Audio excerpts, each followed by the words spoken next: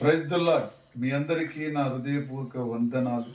సంతోషంగా ఉన్నారని ప్రభు అయిన యేసయ్య కృపలో అనుదినము నూతనమైన వాగ్దానం కలువరు ప్రేమ నుంచి మన ప్రభు మనకిచ్చుచుండగా ఆ వాక్యమును మనం చదువుతూ ఆనందిస్తూ వింటూ గ్రహించుచున్న ప్రతి కుటుంబములో దేవుని యొక్క ఆశీర్వాదములతో ఒక్కొక్క దినము మనము బ్రతుకుచున్నాం.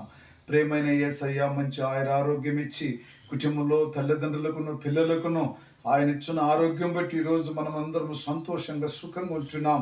మరి నువ్వు లోకంలో ఉన్నప్పుడే సమృద్ధిగా ఇతటు వాడుగా మరి సమృద్ధిగా ఆ పంట కోయుడు వాడిగా ఉండాలని ప్రభు మనకి నేర్పించినాడు.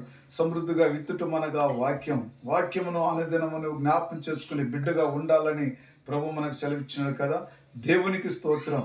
మరి సమయంలో మన ప్రభు మనల్ని ప్రేమించి మనకిచ్చినట్టు వాగ్దానము 2 కొరింథీ 9:8 ఉత్తమైన ప్రతి కార్యములను చేయుటకు దేవుడు మీ ఎడల సమస్త విధములైన కృపను విస్తరింప చేయగలడు.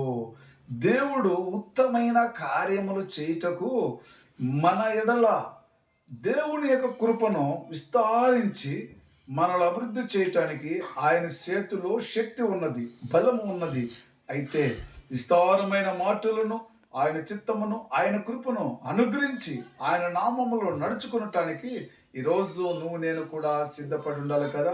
ప్రభు చెబుతున్న మాటను బట్టి ఈరోజు నీ కుటుంబంలో ఆనందం పొందుకోవాలంటే ఉత్తమైన కార్యములను, ఘనమైన కార్యములను, అది దేవునికి నచ్చిన కార్యములను ఆయన చేయటానికి ఎంతో మన దగ్గర సమస్త విస్తారమైన కృపనిచ్చి ఆశీర్వదించటానికి దేవుడు ఎంతో మన మధ్యలో ఉండి ఆయన చెబుతున్నాడు కదా. ప్రేమైన సహోదరులారా, అంతేకాకుండా నీ నీతి ఫలము వృద్ధి పొందుచుండును. మనం ఏదైతే చేయుచున్నామో ఆ నీతి క్రియలన్నీ కూడా, ఆ నీతి పని కూడా వృద్ధి పొందును. అంతే. దేవుని యొక్క వాక్యం లేదంటే ఏ రోజు నువ్వు ఏదైతే దేవునితో నీ నీతి పనులు చేర్చున్నావో నువ్వు అభివృద్ధి పొందుచున్నావని, నువ్వు ఫలిస్తున్నావని, నీ కుటుంబంలో ఆనందం కలుగుచున్నదని, నీ కుటుంబంలో ఒక అద్భుతంలో జరుగుచున్నాయని నువ్వు నమ్మాలి, విశ్వసించాలి. దేవుడే మనకు నేర్పిస్తున్నాడు. ప్రేమైన సహోదరులారా, ఒకవేళ నువ్వు అభివృద్ధి పొందకుండా కొంచెముగా ఇత్తున వాడిగైతే కొంచెమే పంట కోచుతావు కదా, సమృద్ధిగా ఇత్తున వాడవైతే సమృద్ధిగా పంట కోచుతావు కదా అని దేవుడని చెప్పిన మాట నిజమే కదా.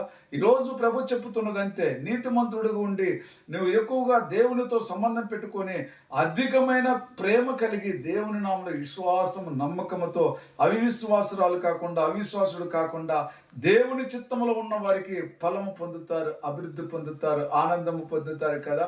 దేవునికి స్తోత్రం. కొంచెం ఎత్తితే కొంచెమే ఫలము పొందుతూ వాడవని ఆయన చెప్పిన మాట నిజమే. సమృద్ధిగా విత్తిన వాడవైతే సమృద్ధిగా పంట కోచుదు అని ఆయనే రాచబడినది చెప్పుచున్నాడు కదా. దేవునికి స్తోత్రం. మరి సమయంలో మరి మాట నీ హృదయములో నా హృదయములో కూడా ఉత్తమైన కార్యములు చేసి మన కుటుంబమును ఆశీర్వదించి సమృద్ధిగా కృపతో విస్తరింపజేసే గొప్ప దేవుడు. మీ ఎడల నా కృపని విస్తరింపచేయుచున చెప్పిన దేవుడే ఈరోజు మనందరికీ తోడుగా ఉంటున్నాడు. దేవునికి స్తోత్రం. ప్రార్థన చేసుకుందాం.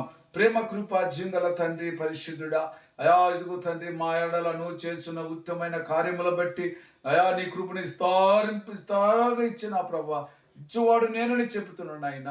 ఇదిగో నా ప్రభా, నీతిని నువ్వులో ఉన్నట్లయితే, సమృద్ధిగా నీతిని ఇత్తబడినట్లయితే, నీతిని నువ్వు ఉన్నట్లయితే ఇచ్చువాడు గొప్పవాడు గనక సమృద్ధిగా ఇత్తినవాడు సమృద్ధిగా కోయను, కొంచెం ఇత్తినవాడు కొంచెమే కోయనని చెప్పిన మాట నిజమే గనక ఈరోజు నా ప్రభా ఎంతమంది బిడ్డలైతే సమృద్ధిగా హృదయపూర్వకంగా దేవునిలో ఉండి దేవుని చిత్తంలో ఉండి ఆయన నామంలో ఉంటున్నారో వారందరూ కూడా అభివృద్ధి పొందుదురు, ఇత్తుబడిన వారు వెచ్చుగా కోచు వారి ఉందుదురు.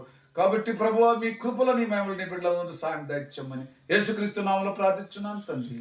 ఆమేన్. Praise the Lord. God bless you.